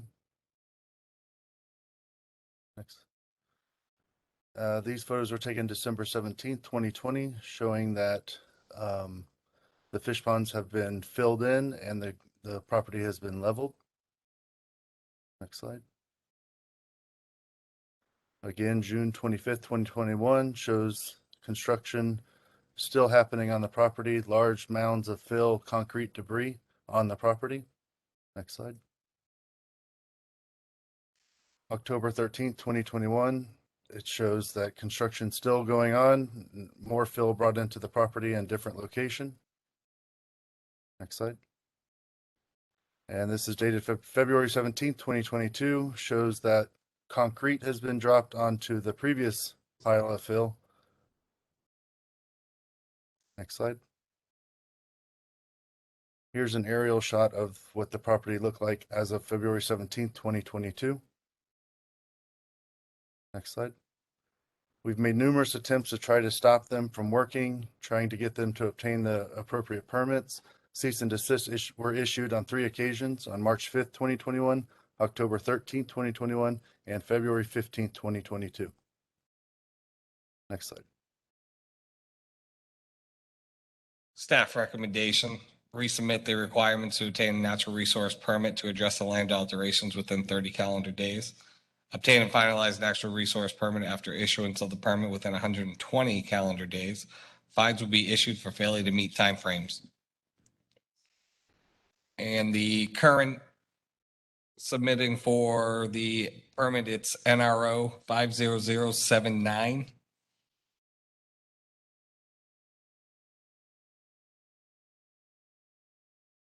Okay. Counselor, what would you like to tell me? Thank you.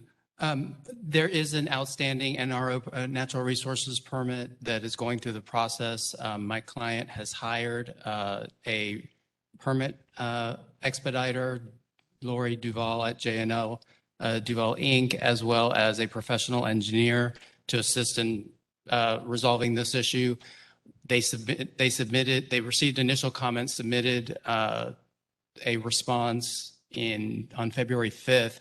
The issue was that the county didn't get comments to the response until yesterday. So we're working through that process.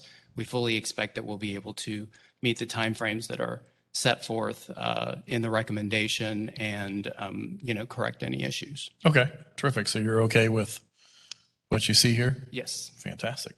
That's an easy one. Thank you, Counselor.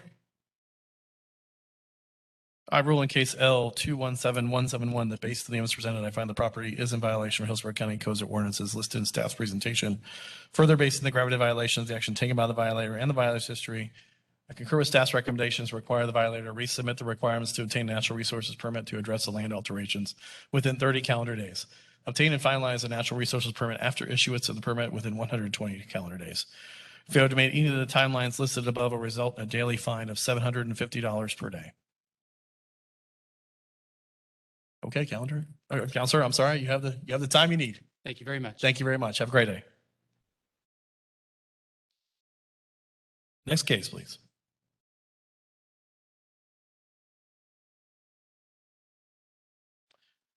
Now there really is no one in the Okay, audience.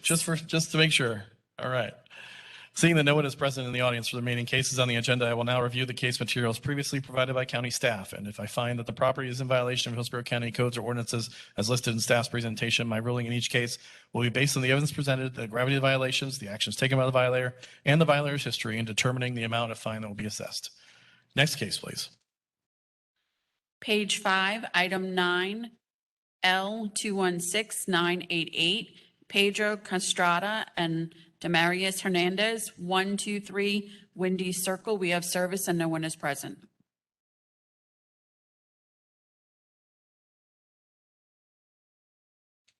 Wayne Doran, Hillsborough County Natural Resources, case L 216988. Owner violator Pedro Castaneda and Demarius Hernandez. Violation address 123 Windy Circle, Brandon. Violation observed, unpermitted removal of 3 oak trees measuring a total of 42 inches DBH, diameter at 4.5 feet above grade. Ordinance violated section 4.01, first inspection July 14, 2021. First notice September 24th, 2021. Last inspection February 28, 2022. Inspections conducted 2. I will turn this over to the inspector. Good morning. Tony Hood, Hillsborough County Natural Resources. This photo shows the 3 live oaks taken by Google Street View. Next slide. These photos were taken July 14th, 2021. The front of the residence, the 3 trees have been removed. Next slide. A recheck was done February 28th, 2022. No new trees were planted. Staff recommendation, complete a compliant contribution agreement for 42 inches of trees and complete the contribution agreement within 8 months. The violator Pedro Castellano and Demarius Hernandez is responsible for resolving this matter with the county. Fines will be issued for failure to meet timeframes. Contribution to a restoration fund equates to $65 per DBA inch. Also, they have already started to do a payments. That's why we put 8 months. They have 8 months of payments left. So that's where we went with the 8 months. Okay. And then based on the dates, I'm seeing there was 3 total inspections, July, and February. Is that 3? You're correct. Okay. That's 3 fine. inspections. No problem. Okay. I concur with staff's recommendations, require the violator to complete a compliant contribution agreement for 42 inches of trees and complete the contribution agreement within 8 months. The violator, Pedro Castaneda and Demarius Hernandez, is responsible for resolving this matter with the county. Fines will failure to meet any of the timelines listed above. Contribution to restoration fund equates to $65 per DBH inch. Failure to meet any of the timelines listed above result in a penalty of $150 per calendar day.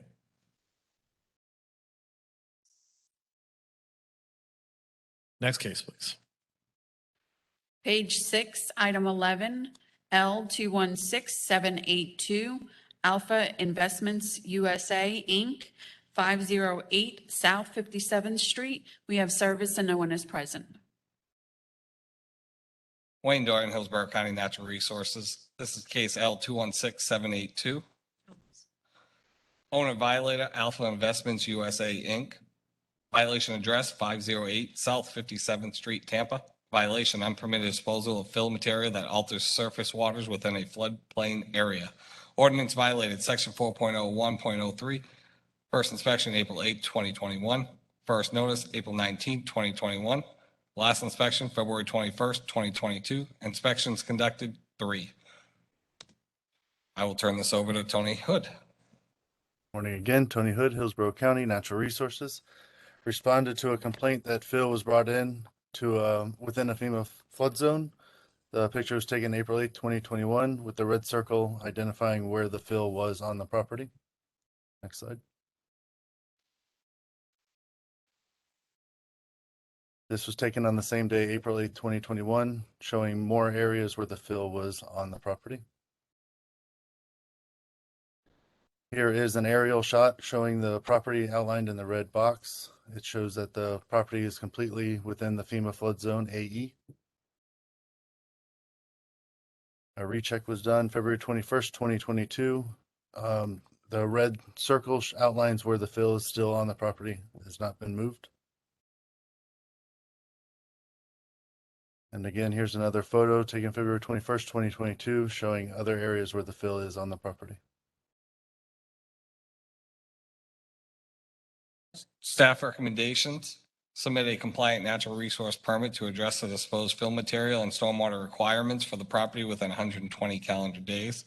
Obtain and finalize the natural resource permit stormwater requirements after receipt of application within 90 calendar days, or remove all fill materials within 120 calendar days.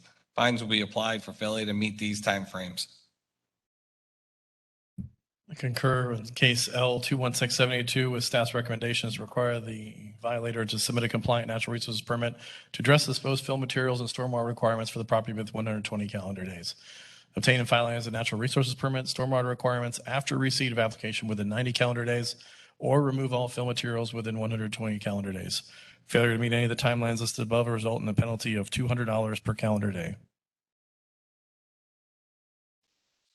Next case. Item 12, L 216940. This case is rescheduled per staff. Page 7, item 13, L 216965, James Leland Bird, folio number 084945000. We have service and no one is present. Wayne Dorian, Hillsborough County Natural Resource, case L 216965. Owner violated, James Leland Bird, revocable trust. Violation address, 1 Dover, vacant lot. Violation observed, unpermitted removal of 12 trees measuring a total of 144 inches DBH, diameter at 4.5 feet above grade. Ordinance violated section 4.01, first inspection July 8, 2021, first notice July 28, 2021, last inspection February 28, 2022, inspections conducted 2. Good morning, Tony Hood, Hillsborough County Natural Resources. On July 8, 2021, I responded to a complaint about unpermitted tree removal. The picture shows a large debris pile of the trees that were removed. Next slide. Here's an aerial shot taken by Google, May 23rd, 2021, showing that the trees were removed. A tree survey was conducted in the area of similar size and species of trees to establish the total likelihood of the size of the trees that were removed. A recheck was done February 28, 2022, shows the debris pile still present and no new plantings. Staff recommendation is to submit a compliant tree restoration and or contribution agreement for 144 inches of trees and complete the restoration agreement within 90 calendar days. The violator, James Leland Bird Revocable Trust, is responsible for resolving this matter with the county. Fines will be issued for failure to meet timeframes. Contribution restoration fund equates $65 per DBH inch. We any conversation with the property owner? At first, I did hear from them and they told me they were going to dispute it, but after that, I have not heard anything back from them. Okay, thank you. In case L 216965, I concur with staff's recommendations to require the violator to submit a compliant tree restoration and or contribution agreement for 144 inches of trees and complete the restoration agreement within 90 calendar days. The violator, James Leland Byrne Revocable Trust, is responsible for resolving this matter with the county. Contribution to restoration fund equates to $65 per DBH inch. Failure to meet the timelines listed above will result in a daily fine of $350 per calendar day. Item 14, L 216977. This case complied 3/3/2022. Page 8, item 16, L 217047. This case complied 3/3/2022. Page 9, item 17, L 217059. Farah Aklelian, 2310 Roanoke Springs Drive. We have service and no one is present. Wayne Dorian, Hillsborough County Natural Resources. This is case L 217059. Owner violator, Faha Asilian. Violation address 2310 Roanoke Springs Drive, Ruskin. Violation observed, required lot tree is deficient per land development code for a river bend subdivision.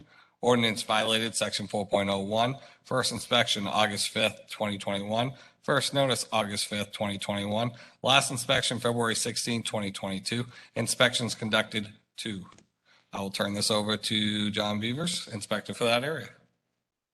Morning, John Beavers, Environmental Investigation Supervisor with Natural Resources. This picture was taken on February 16th, 2022, showing a live oak tree that basically was cut in half. Epicormal sprouting, profusion of growth there, but really badly damaged. Next slide. Same date, February 16, 2022, just a different angle of the tree, just showing their response wood, the epicormal sprouting that's trying to keep the tree alive. Staff recommendation is to install the required lot tree within 30 calendar days for a Riverbend subdivision. Trees must be 1 inch DBH or larger, 6 feet in height minimum, and at Florida grade number 1 or better.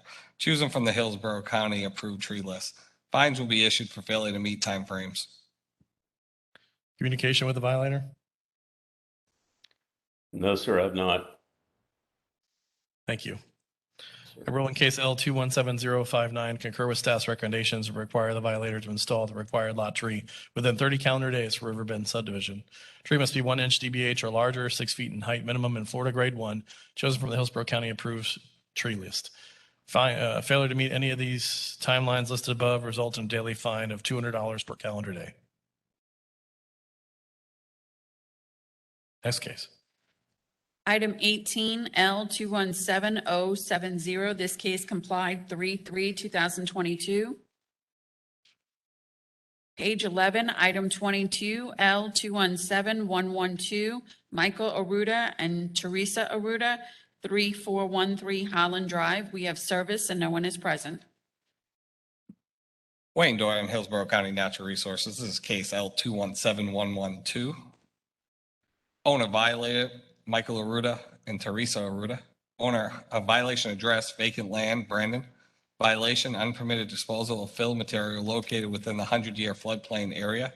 Ordinance violated section 4.01. First inspection September 1st, 2021. First notice September 8th, 2021. Last inspection February 28th, 2022.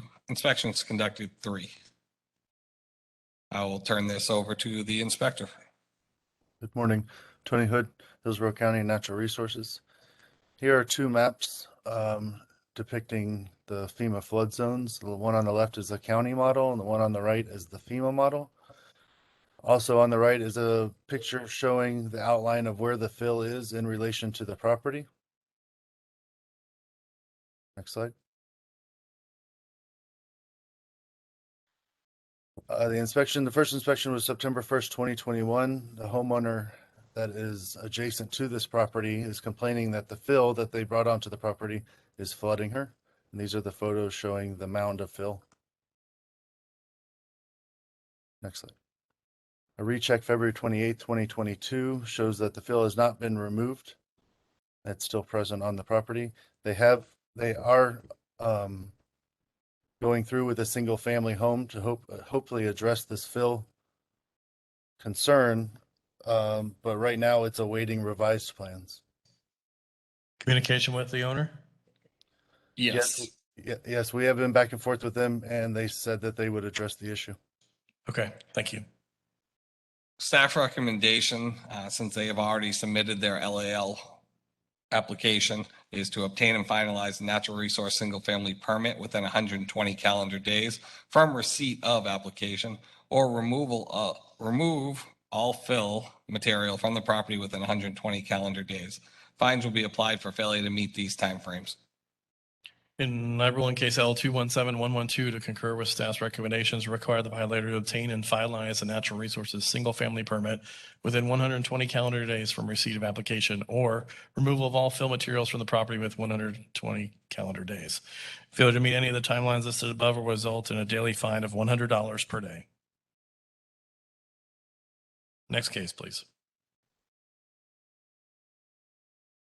Page 12, item 23, L217122, Dorothy A. Manzola Living Trust, 12531 Twin Branch Road, Acres Road.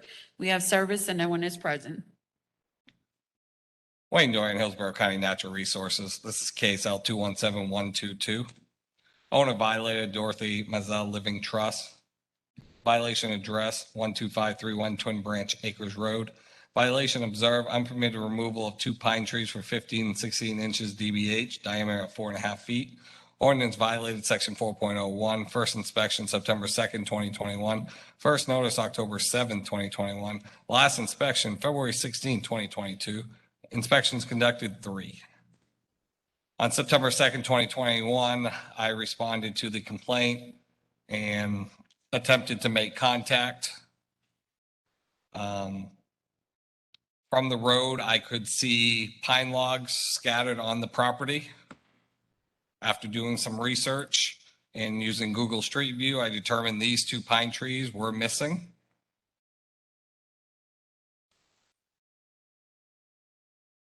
I have spoken to the sons multiple times that live at the property, multiple times at the beginning of this process. They will not return phone calls. Let me add to that. I did get a call yesterday. So Wayne was not aware. A representative named Rain Vega, she contacted me, telling me that this was an elderly property owner. They were going to try to get online and to speak with everybody today. But according to her email, she was having trouble signing in. So she tried to call the board's office to do that and to leave a message, so that she wanted to make sure that they could do that. I explained to her about the case, about the tree removal, and I guess he did not know that the trees needed to be permitted. They were pine trees. And so they were going, and I told her what they needed to do to resolve it. And she was going to try to explain it to him. I did not get to speak to him. She's just a neighbor down the street, seeing if she could help him out. Understand. Okay. Thank you. So I did speak and I did explain everything to the sons of the property. They haven't returned any phone calls other than the neighbor now calling. I have not spoke to the sons. On February 16, 2022, recheck of property with no new plantings or cleanup completed. Staff recommendations plan to donate 31 inches DBH of approved shade restoration trees or contribute 31 inches to the restoration fund, or a combination of plantings and contribution to the fund within 60 days.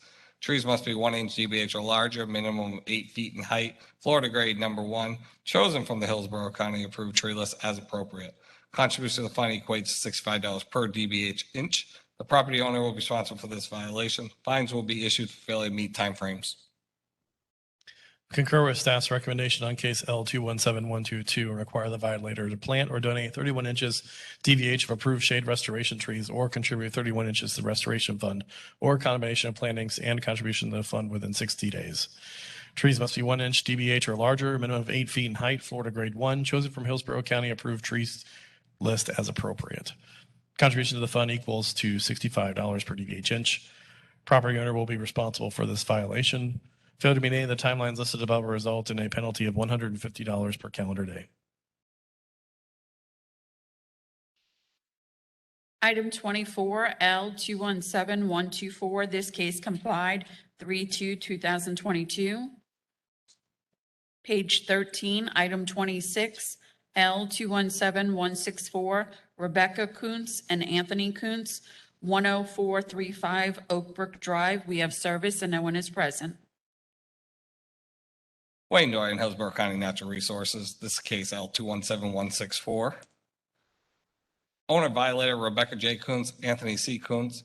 Violation address 10435 Oak Brook Drive. Violation observed unpermitted removal of live oak tree measuring 12 inch DBH, diameter 4.5 feet, and 13 inch DBH laurel oak tree. Ordinance violated section 4.01. First inspection October 5th, 2021. First notice October 5th, 2021. Last inspection February 17, 2022. Inspection conducted 3. I received this complaint and responded out on October 5th, 2021, and took 2 photos of 2 trees that were removed without permits. On February 17, 2022, recheck of the property, no new plantings. I have been in contact with them throughout the process. They finally purchased all the trees yesterday. They're going to be planted this weekend, so hopefully we can comply this case as of Monday. Staff recommendation, plan to donate 25 inches DBH of approved shade restoration trees or contribute 25 inches to the restoration fund, or a combination of plantings and contribution to the fund within 60 days. Trees must be 1 inch DBH or larger, minimum 8 feet in height, Florida grade number 1, chosen from the Hillsborough County approved tree list as appropriate. Contribution to the fund equates $65 per DBH inch. The property owner is responsible for this violation. Fines will be issued for failure to meet timeframes. I rule in case L 217164 and concur with staff's recommendations requiring the violator to plant or donate 25 inches DBH of approved shade restoration trees or contribute 25 inches to restoration fund, or a combination of plantings and contribution to the fund within 60 calendar days. Trees must be 1 inch DBH or larger, a minimum of 8 feet in height, Florida grade 1, chosen from the Hillsborough County approved tree list as appropriate. Contribution to the fund equates to $65 per DBH inch. Property owner will be responsible for this violation. Failure to meet any timelines listed above result in a penalty of $125 per calendar day.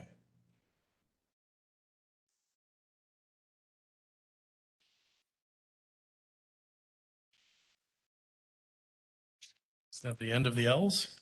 That concludes the L cases. Turn to page 16, item 29, ROWV-21015. This case was pulled per staff 3/2/2022. Item 30, ROWV-21017, Intervertical Acquisition LLC, 5215 Salem Street.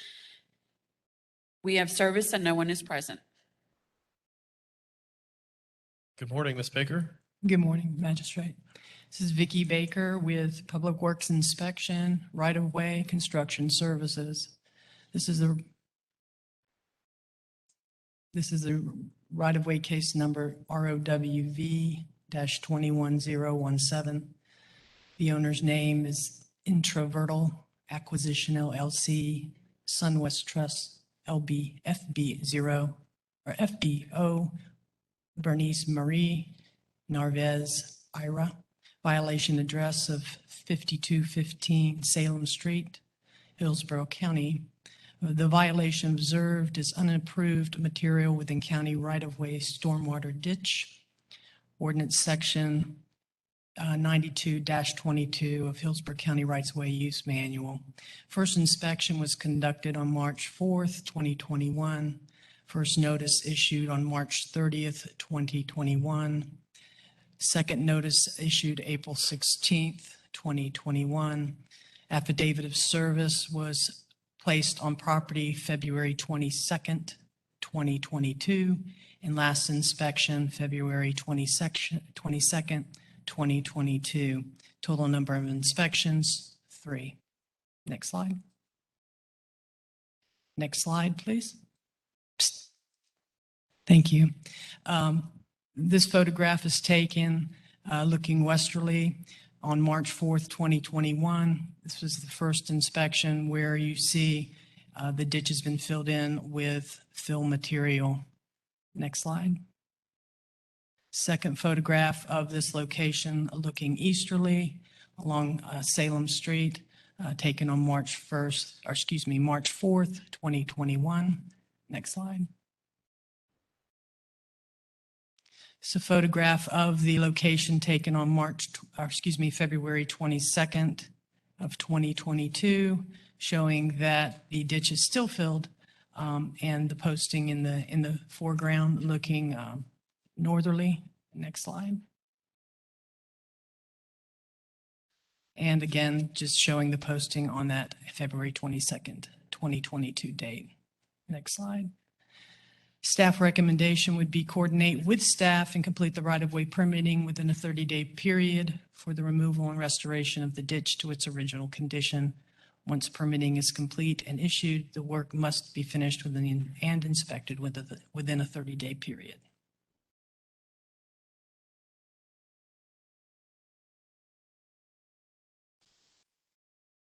Communication with the owner? No, Magistrate. Okay. They have not contacted us.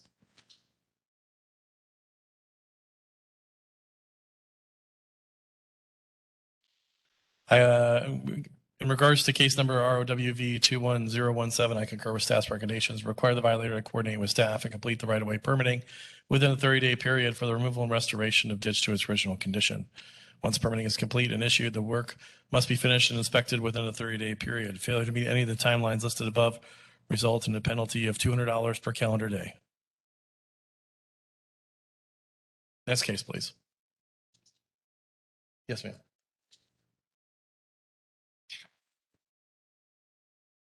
Page 17, item 31, ROWV-21018, Abner De Leon, 106 Second Avenue Southeast. We have service and no one is present.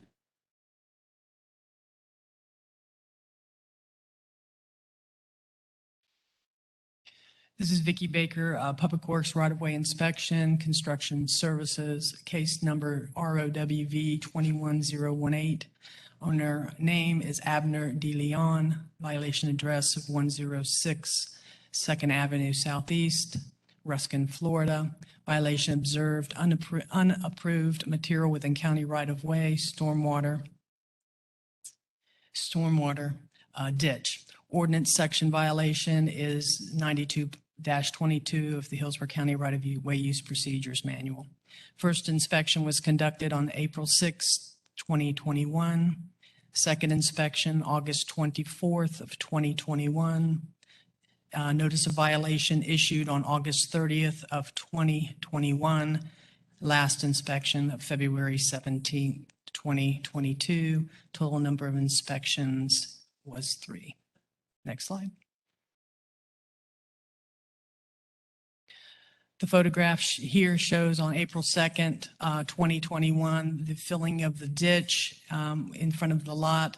Next slide. This photograph of the same location, April 6th, shows the unpermitted culvert pipe that was installed, which is undersized and not in conformance with Hillsborough County standards. Next slide. The April 24th inspection of 2021 shows that the area has now been paved with asphalt, and you can see the posting on the fencing. Next slide. This was the last inspection, final inspection of February 17th, 2022, and you can see looking easterly, the culvert pipe is in view where the ditch has been installed, and then of course the pavement, the apron, which none of these items are permitted. Next slide. And then this, of course, shows the view looking westerly at the same location. Last slide.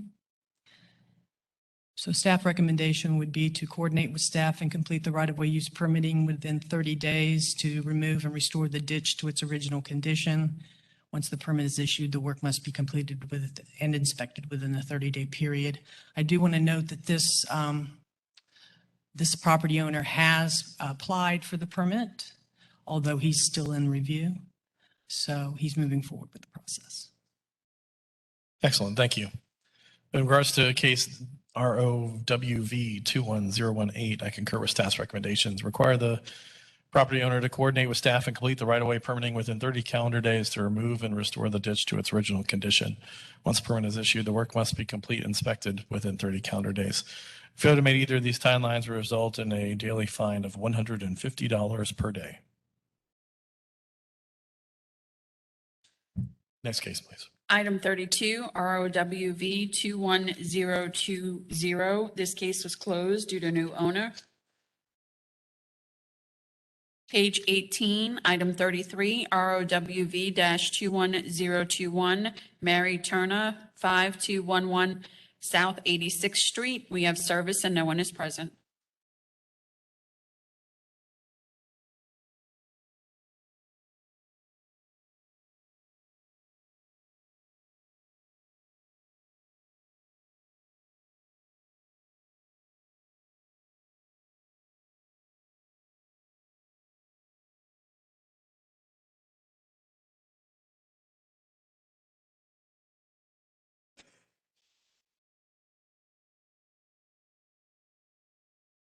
Apologies for the delay. This is Vicky Baker, Public Works Inspection, Construction Services, right-of-way. Case number ROWV 21021. Owner name Turner Mary L. Violation address of 5211 South 86th Street, Tampa 33619. Violation observed was property owner is causing damage to the right-of-way by using the area as a driveway. Ordinance section violated, that's 92-22 of the Hillsborough County Right-of-Way Use Procedures Manual. First inspection of September 9th, 2021. First notice of violation was issued on September 13th of 2021. Second notice of violation was issued on September 23, 2021. Notice of violation, a second notice of violation was posted on site on November 2nd, 2021. Last inspection was conducted on February 24th of 2022. Total number of inspections is 3. Next slide.